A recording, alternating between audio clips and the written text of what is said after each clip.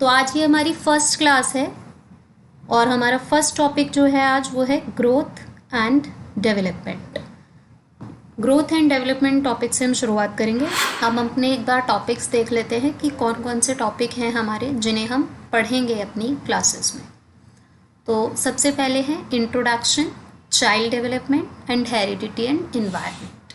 हिंदी में कहते हैं हम इंट्रोडक्शन मतलब परिचय, चाइल्ड डेवलपमेंट बाल विकास, हेरिडिटी एंड इन्वायरमेंट वंशानुक्रम एवं वातावरण। ठीक है बेटा, हिंदी में भी मैं आपको साथ साथ बता रही हूँ, तो जो बच्चे हिंदी मीडियम वाले हैं वो लोग हिंदी में लिख लें। ठीक है बेटा, इंट्रोडक्शन परिचय, चाइल्ड डेवलपमेंट बाल विकास, हेरिडिटी वंशानुक्रम और आपका इन्वायरमेंट यानी कि वातावरण। दूसरा जो टॉपिक है आपका special children and child centred education. Special children विशिष्ट बालक, जो बच्चे जनरल बच्चों से अलग होते हैं उन्हें हम कहते हैं special children. Okay, child centred education यानी जो भी हमारे स्पेशल चिल्ड्रन हैं यानी जो भी हमारे विशिष्ट बालक हैं उनके अकॉर्डिंगली एजुकेशन होनी चाहिए। अगला टॉपिक होगा हमारा inclusive education and learning disabilities, समावेशी शिक्षा और लर्निंग डिसेबिलिटीज यानी कि अधिगम अक्षमताएं। Language development, language in thought, भाषा का विकास, भाषा एवं विचार, बहुत ही इंपॉर्टेंट टॉपिक है। नेक्स्ट टॉपिक है हमारा मोटिवेशन। मोटिवेशन को हम हिंदी में कहते हैं अभिप्रेरणा। Social development and socio cultural development theory. Social development सामाजिक विकास, socio and cultural development theory यानी सामाजिक एवं सांस्कृतिक विकास। क्लियर?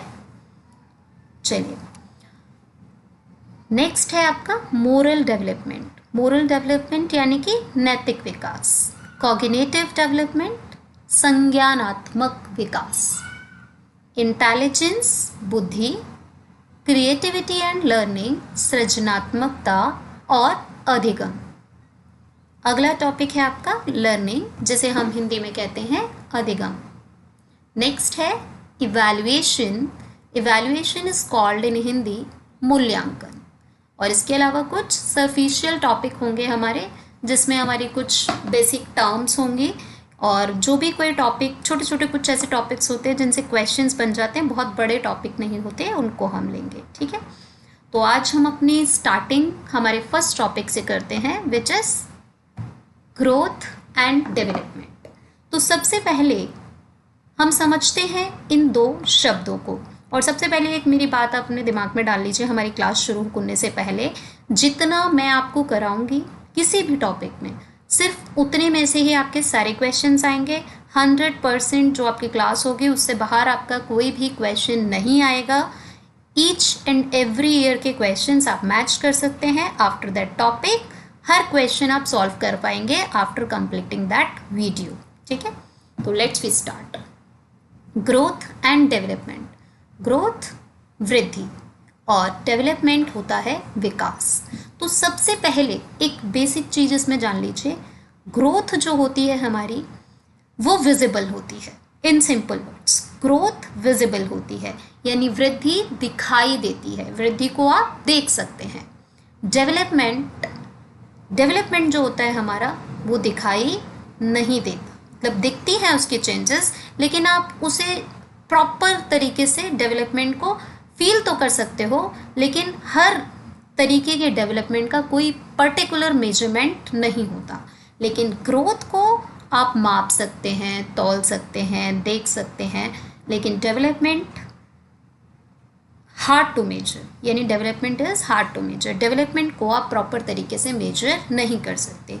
ग्रोथ जो है वो एक बहुत संकुचित भाग के लिए यूज़ किया जाता है, यानी ग्रोथ जो वर्ड है वो बहुत ही संकुचित अर्थ में लिया जाता है। उसका मतलब जो है लाइक ग्रोथ सिर्फ फिजिकल होती है, यानी जो भी शरीर में दर्शनीय परिवर्तन होते हैं, जो भी दिखाई देने वाले चेंजेस होते हैं, दैट इज कॉल्ड ग्रोथ।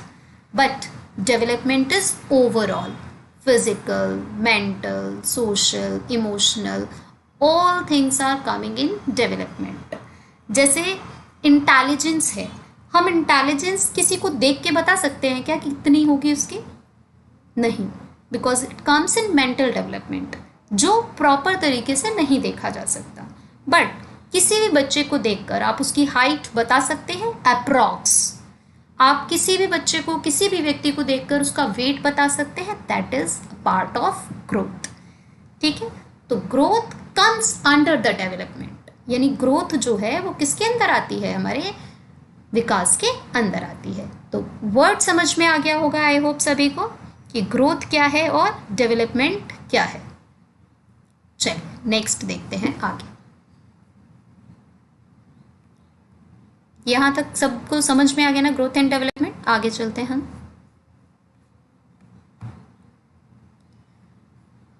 हम एक टीचर के रूप में क्यों हमारे लिए इस विषय को पढ़ना महत्वपूर्ण होता है?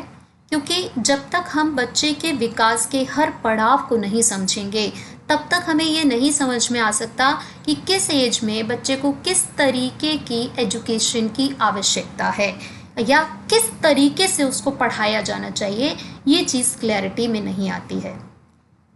चलिए तो देखते हैं हम क्या होता है child development. Child development is overall development of a child, यानी बाल विकास से मतलब होता है एक बच्चे के सर्वांगीण विकास से। ठीक है, सर्वांगीण विकास जिसमें बायोलॉजिकल, फिजियोलॉजिकल, इमोशनल चेंजेस, ये सारी चीज़ें आ जाती हैं। ठीक है, एक एक वर्ड को समझ लीजिए। बायोलॉजिकल चेंजेस होते हैं जो शरीर में होने वाले परिवर्तन जो अपने आप आते हैं, जैसे शरीर के अंगों में वृद्धि होना, भार का बढ़ना। फिजियोलॉजिकल जो चेंजेस होते हैं ये होते हैं हमारे शारीरिक स्थितियों के साथ साथ हमारी मन की स्थितियाँ किस प्रकार से चेंजेस होती हैं। नेक्स्ट आता है आपका इमोशनल चेंजेस। इमोशनल चेंजेस जैसे बच्चे में फियर, एंगर, जॉय, हैप्पीनेस, ये सारे चेंजेस, और इनको रिफ्लेक्ट करने का तरीका हर एज में बदलता है। जैसे जब छोटा होता है बच्चा तो उसे जब गुस्सा आता है तो ज़मीन पर लेट जाता है, लेकिन क्या हम बड़े हो जाने पर भी यही सेम रिएक्शन देते हैं? नहीं, हर एज पे हमारे रिएक्शंस चेंज होते हैं। तो इमोशनल चेंजेस हर एज के अकॉर्डिंग अलग अलग आते हैं in human beings between birth and the end of adolescence, जो कब से शुरुआत होती है?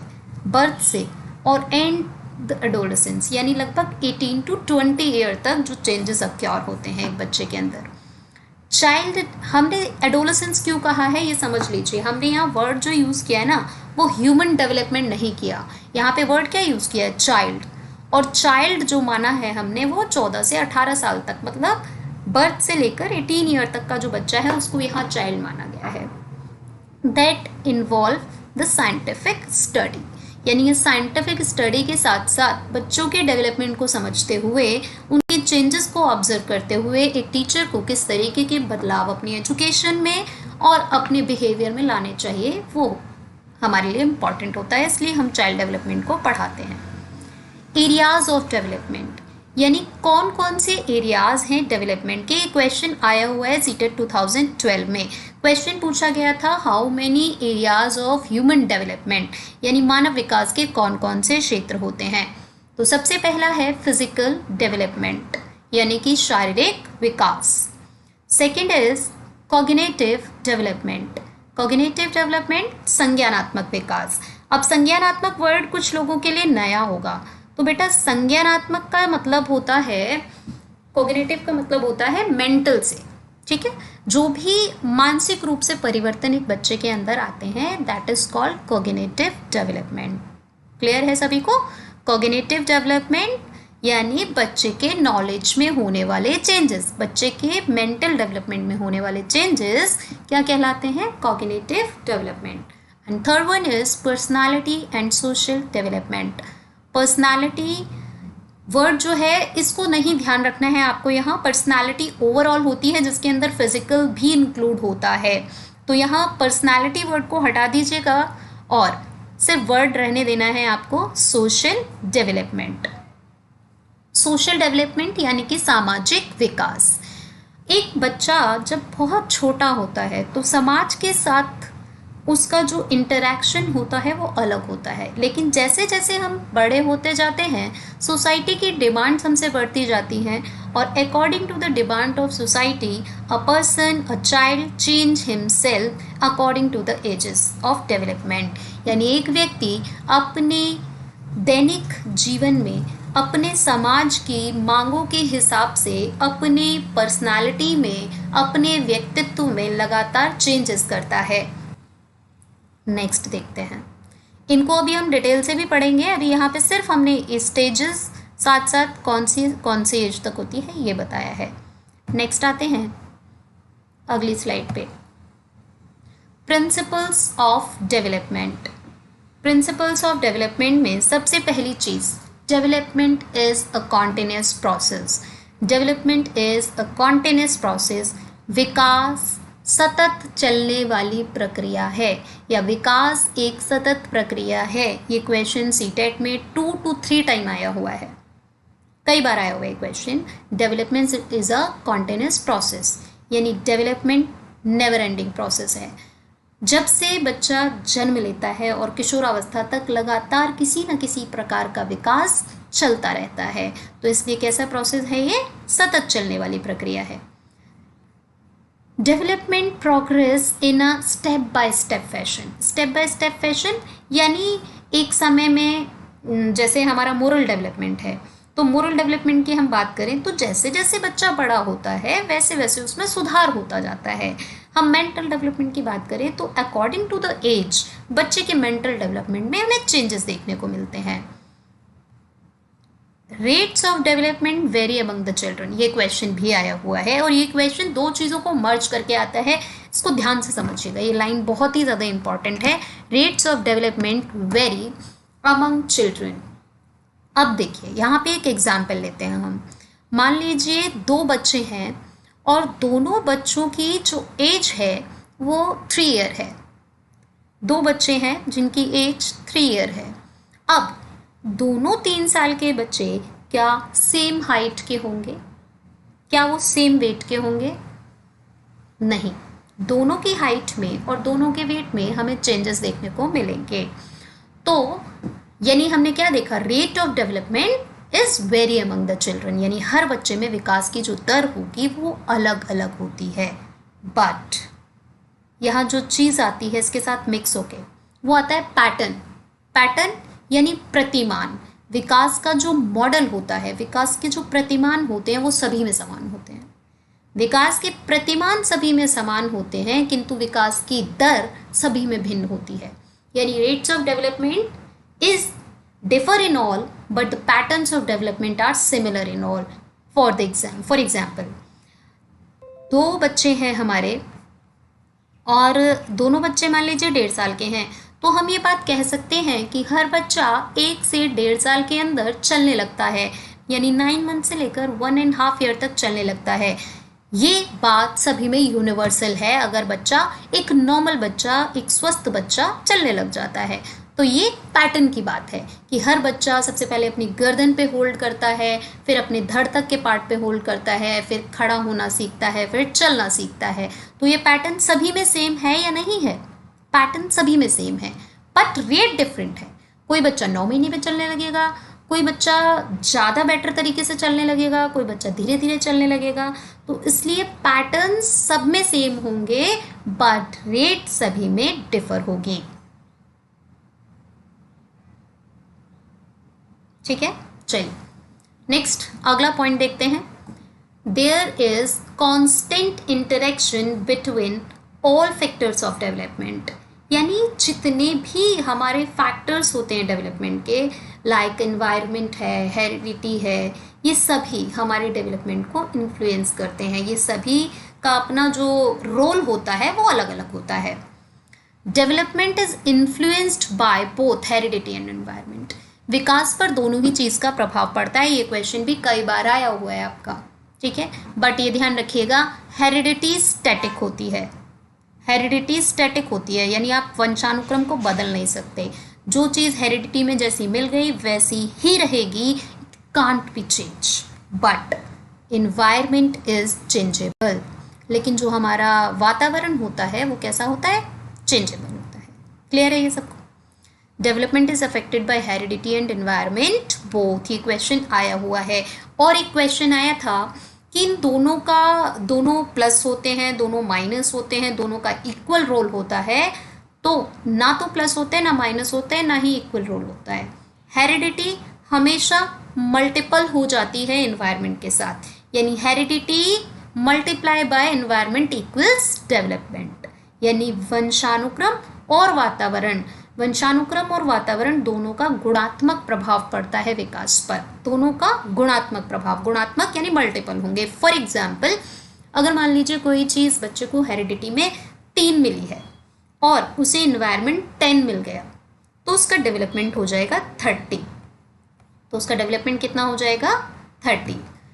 ऐसे ही अगर किसी को कोई चीज़ हेरिडिटी में 5 मिली है और एनवायरनमेंट उसको 10 प्रोवाइड कर दिया गया, तो उसका डेवलपमेंट हो जाएगा 50। यानी बच्चे को जो चीज़ हेरिडिटी में मिली थी, एनवायरनमेंट 2 बच्चों को हमने सेम प्रोवाइड किया, बट फिर भी दोनों के डेवलपमेंट में डिफरेंस आया, because heredity is a constant. Heredity कैसी होती है? कांस्टेंट होती है। आई होप क्लियर होगा आपको। तो दोनों का ही प्रभाव पड़ता है एक बच्चे के विकास पर। ठीक है बेटा, तो आज हमने इन सारी चीज़ों के बारे में पढ़ा। चलिए, तो आज की क्लास में इतना ही। नेक्स्ट हम अगली क्लास में कंटिन्यू करेंगे।